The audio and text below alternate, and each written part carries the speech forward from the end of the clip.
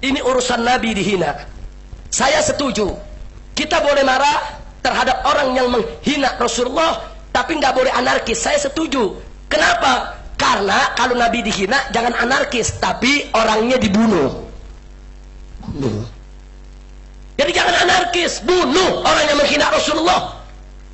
Siapapun yang menghina Rasulullah, kalau disuruh tobat dia tidak mau tobat, disuruh minta maaf dia tidak mau minta maaf, maka hukum yang paling layak adalah hukuman mati bagi siapapun yang menghina Rasulullah Shallallahu Alaihi Wasallam. Betul.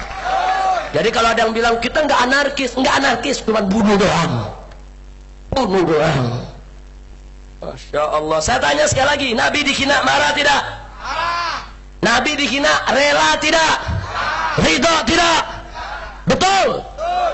Nah, jadi kalau Anda masih ada di sini jauh dari kami, minimal doakan kami yang sedang berjuang, saudara. Nggak, kita nggak peduli. Mau ditangkap, mau dipenjara, nggak peduli. Kami nggak ridho Nabi kami dihina oleh siapapun, termasuk oleh Amerika Serikat sekalipun, saudara.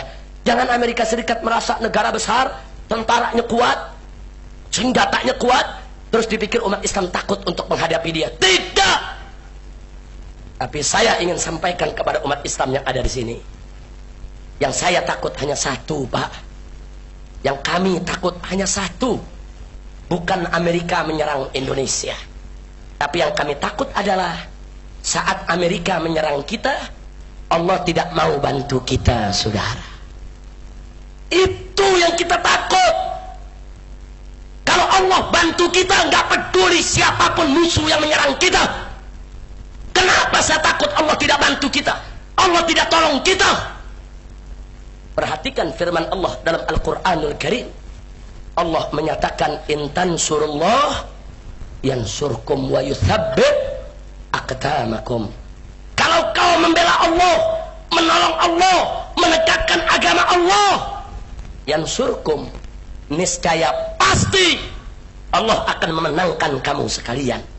Wa yuthabbit aqdamakum, dan Allah akan mengokohkan langkah-langkah perjuanganmu sekalian. Ini janji Allah. Kalau kita bela Allah, Allah menangkan kita. Lalu bagaimana cara membela Allah padahal Allah tidak butuh pembelaan kita, saudara? Innallaha ghaniyun 'anil alamin. Allah itu maha kaya, tidak butuh dengan semesta alam. Maka itu sepakat para ahli tafsir, yang dimaksud membela Allah adalah membela agamanya, menegakkan hukumnya, menjalankan segala perintahnya, dan meninggalkan segala larangannya, saudara. Jadi Allah janji, kalau kita jalankan hukum Allah, kalau kita tegakkan hukum Allah, Allah akan bela kita, saudara. Nah, sekarang mari kita lihat di Indonesia ini, inna lillahi wa inna ilaihi raji'un. Syariat Islam ditolak, hukum Belanda dipakai, syariat Islam ditolak, hukum kafir di KUHP itu Belanda punya, kafir.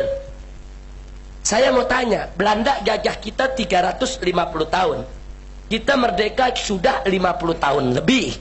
Nah sekarang berarti hukum Belanda itu sudah berlaku lebih dari 400 tahun. Pertanyaan saya, kalau hukum Belanda orang kafir boleh berlaku di Indonesia 400 tahun, maka hukum